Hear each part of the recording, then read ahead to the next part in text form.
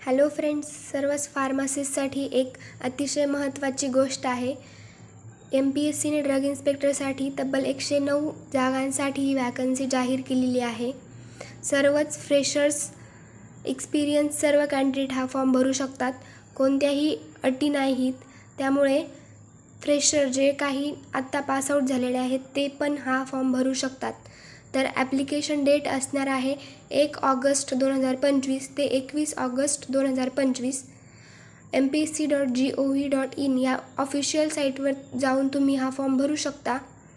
पे scale असणार आहे 41,800 ते 1,32,300, जी की एक छान अशी पे स्केल आहे. गट ब अंतर्गत येणारी ही व्हॅकन्सी आहे. त्यामुळे सर्वच हा फॉर्म भरा. आणि महत्त्वाची गोष्ट म्हणजे कसलाही एक्सपिरियन्स ह्यामध्ये त्यांनी दिलेला नसल्यामुळे सर्वच जण हा फॉर्म भरू शकतात. तर ऑफिशियल साईट डेट बघितलेली आहे आपण. त्यानंतर कशी एक्झाम कंडक्ट केली जाईल, तर एक्झाम ही 3 स्टेप्समध्ये होणार आहे. पहिली असेल MCQ बेस्ड, दुसरी स्टेप असेल स्क्रीनिंग टेस्ट आणि तिसरी असेल इंटरव्ह्यू. तर MCQमध्ये टोटल 100 MCQ असणार आहेत. 200 मार्क्सचा हा पेपर असेल.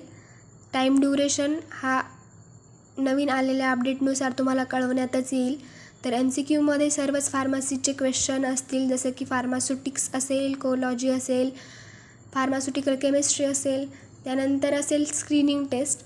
स्क्रीनिंग टेस्टमध्ये असं सांगितलं आहे त्यांनी की जर नंबर ऑफ ॲप्लिकंट जास्त असतील तर स्क्रीनिंग टेस्ट घेण्यात येईल. स्क्रीनिंग टेस्टनंतर तुमचा इंटरव्ह्यू कंडक्ट केला जाईल. जे पण स्क्रीनिंग टेस्टमध्ये क्वालिफाईड स्टुडंट असतील ते. इंटरव्ह्यूनंतर तुमच्या नॉलेज आणि कम्युनिकेशन स्किल्सवर अवलंबून तुमचा एक रिझल्ट लावण्यात येईल. फायनल मेरिट लिस्ट लावण्यात येईल आणि फायनल मेरिट लिस्टमध्ये तुमचे एक्झामचे म्हणजे स्क्रीनिंग टेस्टचे जे काही मार्क्स असतील आणि इंटरव्ह्यूचे जे काही मार्क्स असतील ते फायनल मेरिट लिस्टच्या स्वरूपात mpsc.gov.in वर पब्लिश केले जातील. त्यानंतर असेल डॉक्युमेंट व्हेरिफिकेशन. तर सर्वात महत्त्वाचा हा भाग आहे.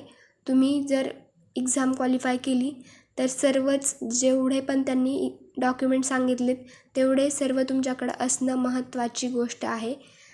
तरी आजपासून तुम्ही हा फॉर्म भरू शकता. 21 ऑगस्ट लास्ट डेट आहे. अभ्यासाला लागा. एक्झाम लवकरच होणार आहे. ऑल द बेस्ट सर्वांना. भेटूयात एका नवीन व्हॅकन्सीसोबत, नवीन व्हिडिओसोबत. तोपर्यंत बाय बाय.